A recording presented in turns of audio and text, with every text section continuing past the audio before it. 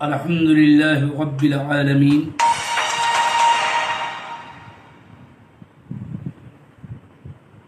والصلاة والسلام على عبد الله ورسوله الأمين وعلى آله وأصحابه أجمعين أما بعد آیت الکرسی کی شرح و وضاحت کا سلسلہ جاری ہے۔ آیت کا یہ حصہ وسع کرسیہ السماوات والارض ولا یؤودہ حفظہما،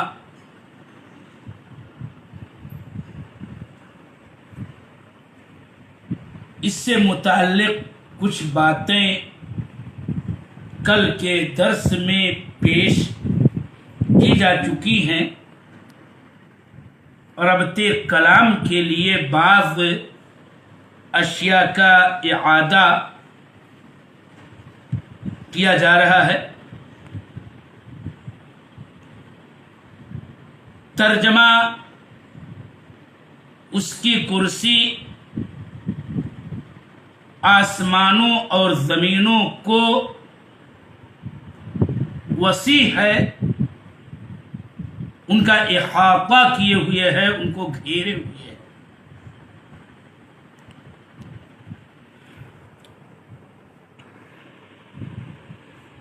اس کے تعلق سے چند باتیں ترتیب وار بیان کی جا رہی ہیں۔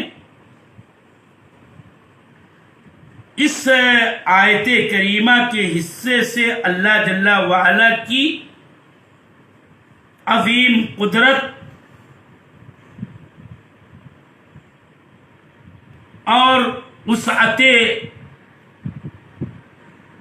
سلطان اور اس کے عظیم خالق ہونے کا ثبوت بہم پہنچتا ہے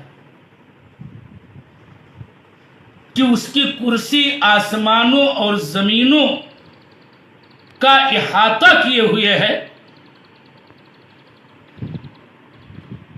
ہم ان آفاقی اللہ جل وعلا کی نشانیوں کو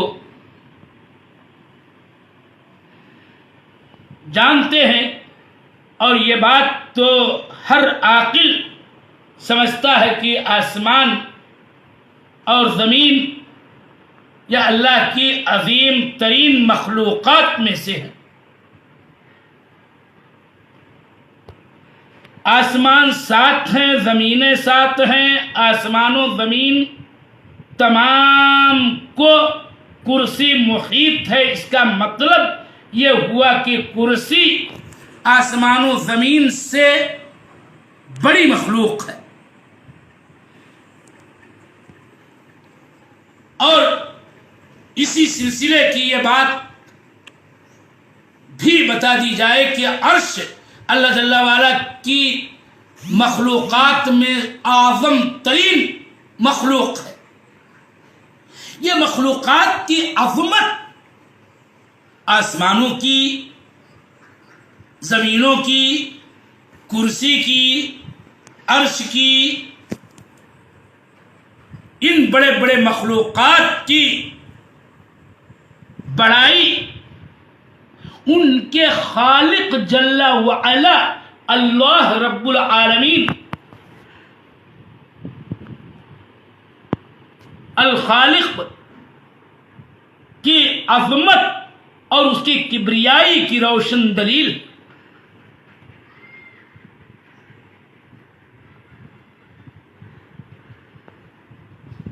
دوسرا نقطہ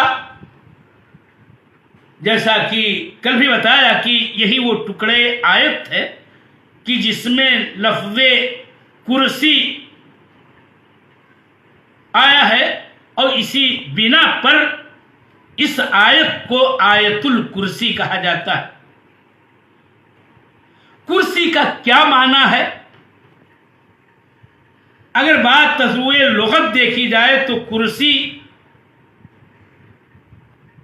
اس کا مادہ کاف را سین کرسا یا تکرسا، ان کے معنی جمع و ائتلاف یعنی جمع کرنا، ایک کو دوسرے کے ساتھ ترتیب دینا، ملانا، جوڑنا۔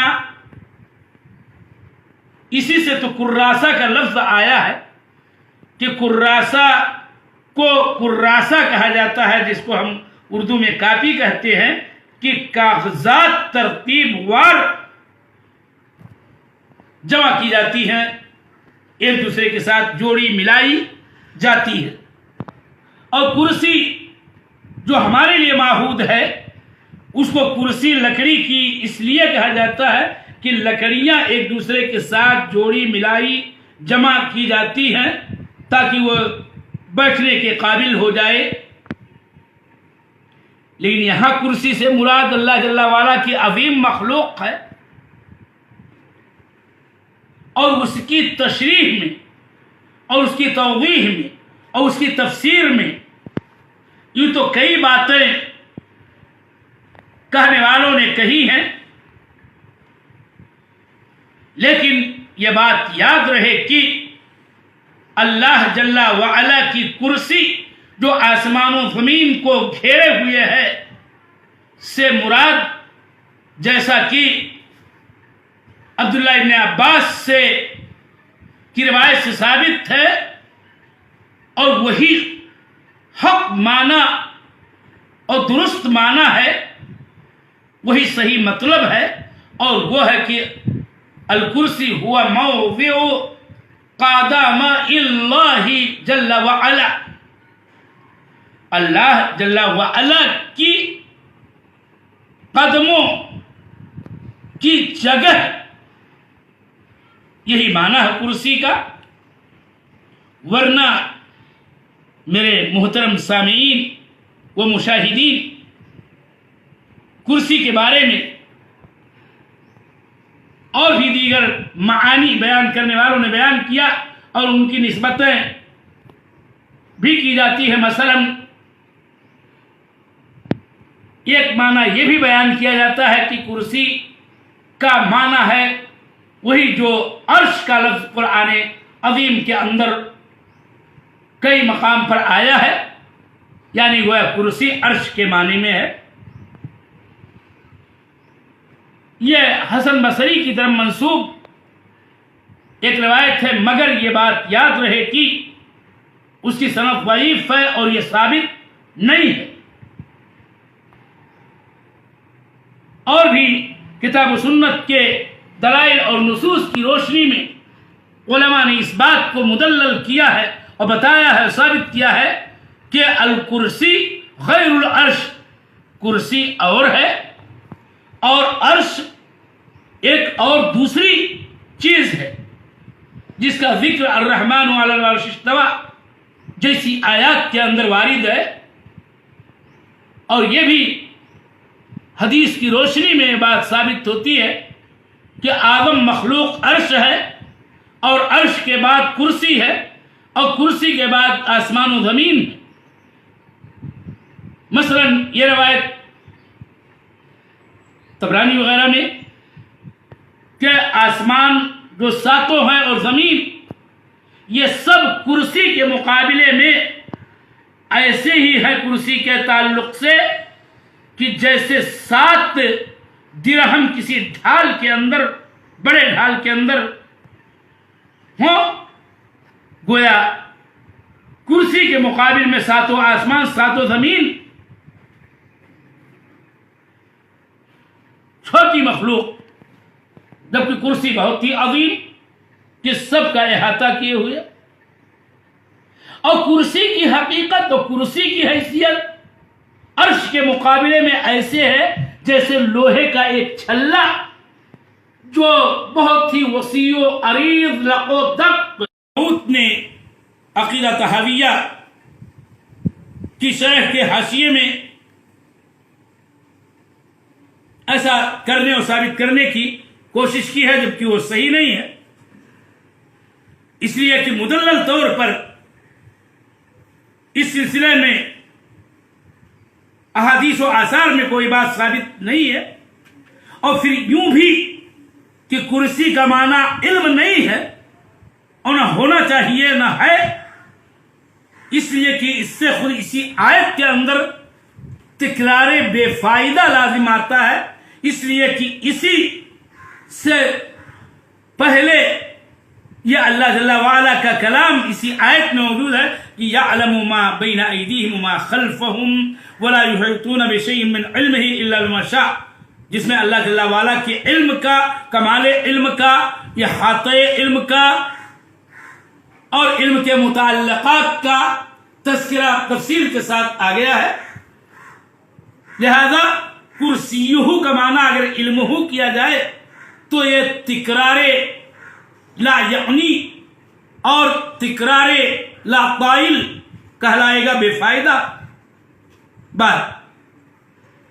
تو جیسا کہ کہا گیا کہ کرسی کے بارے میں درست اور صواب بات یہ ہے کہ ہوا موضع قدمائی رب العزت والجلال. اور یوں بطور خلاصہ کرسی کے تعلق سے 3 اقوال ہیں. پہلا قول کہ کرسی سے مراد عرش ہے، یہ قول باطل ہے. کرسی سے مراد علم ہے، دوسرا قول، یہ قول بھی باطل ہے، کوئی دلیل نہیں. کرسی کے مراد تیسرا قول یہ ہے کہ ہوا موضع قدم اللہ جل وعلا، اور یہی صحیح ہے جو عبداللہ ابن عباس سے ثابت ہے.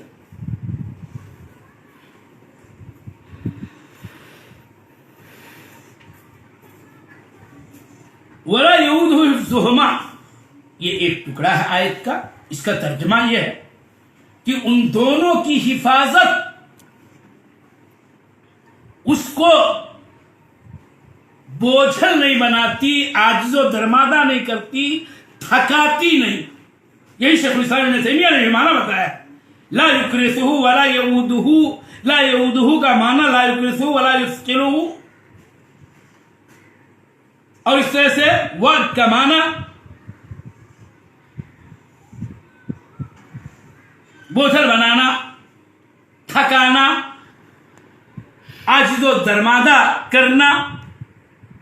تو یاد رہے کہ اللہ تعالیٰ نے اس آیت کریمہ میں اپنی کمال قوت، کمال قدرت، کمال قہر، کمال جبروت کا تذکرہ یوں کیا ہے کہ اپنی آپ سے اس بات کی نفی کی کہ آسمان و زمین کی حفاظت اس کو بوجھل نہیں کرتی ہے، اس کو تھکاتی نہیں ہے، اس کو عاجز و درمادہ نہیں کرتی ہے. اور یہ بات بار بار گزری کہ کتاب و سنت کے نصوص میں اللہ جل وعلا کی صفات کے تعلق سے یہ بات ہے کہ کچھ صفات مثبت ہے، کچھ منفی ہیں، یا یہ کہ اللہ تعالی نے نفی و اثبات کے اندر جمع کیا ہے. چنانچہ یہاں بھی نفی ہے مجمل کہ لا یعودہ حفظہما. اور یاد رہے کہ نفی سے جیسا کہ بتایا گیا پہلے کہ نفی محض نہیں مقصود ہوا کرتا، بلکہ اس کے عکس، اس کی ضد کا کمال، بلکہ منتہائے کمال ثابت کرنا ہوتا ہے. لا یعودہ حفظہما، ان دونوں یعنی آسمانوں اور زمینوں کی حفاظت اس کو عاجز و درمادہ نہیں کرتی ہے، اس کو تھکاتی نہیں، اس کو بوجھل نہیں بناتی ہے. لکمال قوتہ وکمال قدرتہ وکمال سلطانہ وکمال قہرہ وکمال جبروتہ. اللہ تعالیٰ کی کمال قدرت، کمال قوت، کمال قہر، کمال جبروت کے ناطے سے آسمان و زمین بھلے بہت بڑی مخلوقات ہیں، لیکن اللہ تعالیٰ ہی نے پیدا کیا اور اللہ تعالیٰ ہی ان کی حفاظت کرتا ہے، اور یہ حفاظت اللہ تعالیٰ کو معاذ اللہ تھکاتی نہیں، نہ بوجھل بناتی ہے، اور یوں اللہ جل وعلا کے کمال قوت، کمال قدرت، کمال قہر، کمال جبروت کا بھی اس بات ہوتا ہے اس نفی کے ساتھ۔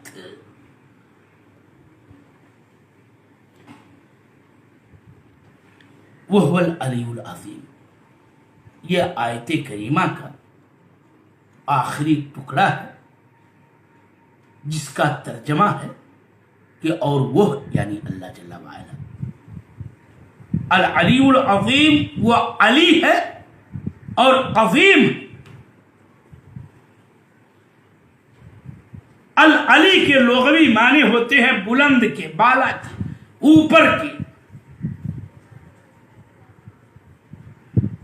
العلی هو من له العلو، کہ جس کے لیے علو ہو، بلندی ہو، بالائی۔ اور یاد رہے کہ اللہ جل وعلا ہی وہ ذات ہے کہ جس کے لیے علو مطلق ہے، اور علو کی جتنی قسمیں ہو سکتی ہیں، علو کے جو اوصاف ہیں وہ اللہ جل وعلا کے لیے ثابت ہیں۔ اور یہ العلی اور اسی طرح سے العظیم اللہ جل وعلا کے اسماء الحسنی میں سے دو عظیم نام ہیں، دو عظیم احسن اسم گرامی ہیں، جن میں سے ایک علی ہے، اور علی کی دلالت اس بات پر ہوتی ہے کہ علی اسے کہا جاتا ہے جس کے لیے علو کی صفت ثابت ہو۔ چنانچہ اللہ تعالیٰ کے لیے علو مطلق ثابت ہے، علو کی ساری قسمیں ثابت ہیں۔ یہاں پر میں آپ کو مختصراً ہی بتاؤں، جیسا کہ شارحین نے لکھا ہے اور دلائل سے یہ بات مدلل ہے کہ اللہ جل وعلا کے علو کی تینوں قسمیں اس کے لیے ثابت ہیں۔ علو کی تین قسمیں ہیں اور تینوں ہی قسمیں اللہ تعالیٰ کے لیے ثابت ہیں۔ نمبر ایک، علو ذات۔ علو ذات کا مطلب یہ ہے کہ اللہ تعالیٰ اپنی ذات کے ساتھ عالی ہے، علی ہے، اعلیٰ ہے، بلند ہے۔ اور علو اللہ کی دلیلیں کتاب و سنت کے اندر متعدد ہیں۔ شرح طحاویہ وغیرہ نے جیسا کہ ذکر کیا ہے اپنی شرح میں ابن ابی العز الحنفی علیہ الرحمہ نے، کہ 20 دلائل قرآن کریم میں ہے کہ جو اس بات پر دلالت کرتی ہے کہ اللہ تعالیٰ کے لیے علو ثابت ہے۔ استوا کی تمام آیات، أأمنتم من في السماء أم أمنتم من في السماء يخافون ربهم من فوقهم، اور دلائل کا حدیث میں بھی انبار ہے، حدیث جاریہ اس بات کی دلیل ہے۔ اور ہمارا عقیدہ ہے کہ اللہ تعالی ذاتی طور پر بلند ہے، اپنے تمام مخلوقات کے اوپر ہے۔ هذا من صميم عقيدتنا بأن الله جل وعلا فوق جميع خلقه باين منهم على عرشه استوى، کہ ہمارا یہ عقیدہ ہے دلائل کی روشنی میں کہ اللہ تعالیٰ اپنے تمام مخلوقات سے اوپر، ان سے جدا عرش پر مستوی و بلند ہے۔ اور اس طرح کی بحث میں باتوں کا اعادہ ہوگا جس سے یہ بات اور مدلل ہوگی۔ اور یہیں پر میں آپ کو یہ بھی بتا دوں، فائدے کی بات ہے کہ ہمارے علماء اسلاف اسی بات کے قائل تھے کہ اللہ تعالیٰ کے لیے صفت علو ذاتی بھی ثابت ہے، اور اسی لیے علامہ شمس الدین ذہبی رحمۃ اللہ علیہ متوفہ 748 نے ایک کتاب ہی تالیف کی ہے جس کا نام العلو الغفار ہے، مختصر العلو نامی رسالہ اسی سے کا اختصار ہے، اور یہ متداول ہے، اس کا اردو میں ترجمہ بھی ہے، اس کو پڑھنے کی ضرورت ہے کہ انہوں نے دلائل کو اکٹھا کیا ہے، جمع کیا ہے، وہ یہ ثابت کیا ہے کہ اللہ تعالی کے لیے علو ذات ثابت ہے۔ میں بات اپنی مختصر کرتے ہوئے یہ بتانا چاہتا ہوں کہ علو کی دوسری قسم علو قدر ہے۔ یہ بھی اللہ تعالیٰ کے لیے ثابت ہے. یعنی اللہ تعالیٰ قدر و منزلت کے اعتبار سے ہر طرح کی بڑائی، بزرگی، شان و شوکت، رعب و دبدبہ، ہیبت، جلال، اکرام کا سزاوار ہے. اور یوں اللہ جل وعلا اعلی قدرن. اور قرآن کریم کے اندر اللہ تعالیٰ کے اسماء الحسنی اور اس کے صفات علیہ اور اس کے تمام صفات کاملہ کی دلالت اس بات پر ہوتی ہے کہ اللہ تعالیٰ قدر و منزلت کے اعتبار سے بلند و بالا ہے، سب سے اعلیٰ اللہ ہے. اور تیسری قسم علو قہر ہے کہ اللہ تعالیٰ قہر و رعب و دبدبہ، ہیبت و جلال، اجلال و اکرام کے اعتبار سے بھی سب سے اعلیٰ و بالا اور بلند ہے. کما قال تعالی وهو القاہر فوق عبادہ، اپنے بندوں پر وہی قہر و دبدبہ، رعب رکھنے والا ہے. فاللہ جل وعلا له العلو المطلق وله جميع انواع العلو الثلاثہ، اور وہ تینوں ہیں علو ذات، علو قدر، علو قہر. اور یہی ہم اہل سنت والجماعت کا طائف منصورہ کا، اہل حدیث کا، اہل اثر کا یہی مذہب و عقیدہ ہے. البتہ ان کے مخالفین تمام طرح اہل کلام و بدعات و ارباب احوا و خرافات اللہ جل وعلا کے علو کے منکر ہیں، اور علو کی قسموں میں سے خصوصیت کے ساتھ وہ علو ذات کے منکر ہیں. یہ عجیب و غریب مسئلہ ہے کہ اہل بدعات کو علو ذات کو ماننے میں اچھو لگتا ہے. ان کو سب سے زیادہ پریشانی اسی بات پر ہوتی ہے، اور اسی لیے بالخصوص صوفیہ میں سے اور ارباب اتحاد اور حلول والے، ان کا اپنا یہ نظریہ ہے جس کے لیے تعبیر یوں مختصراً اپناتے ہیں کہ اللہ فی کل مکان، اللہ ہر جگہ موجود ہے. اور یاد رہے کہ اللہ جل وعلا ہر جگہ ذات کے اعتبار سے موجود نہیں ہے، بلکہ لہو العلو وہو فی جہت العلو. کما قال تعالی آمنتم من فی السماء ام امنتم من فی السماء ولما سأل النبی صلی اللہ علیہ وسلم الجاریہ حتی یعرف بأنها مؤمنہ قال این اللہ قالت فی السماء. تو جاریہ جیسی مومنہ خاتون عظیم کو یہ بات معلوم تھی، اور انہوں نے یہ جواب دیا تھا کہ پوچھنے پر کہ اللہ کہاں ہے، کہا تھا بلندی پر. تو اللہ تعالیٰ کے لیے صفت علو اور صفت علو کی اقسام میں سے علو ذاتی حاصل ہے. نکتفی بہذا القدر اليوم. آج ہم اتنی ہی باتوں پر اکتفا کرتے ہیں، بقیہ باتیں ارتباط کے لیے کل بیان کی جائیں گی. وصلی اللہ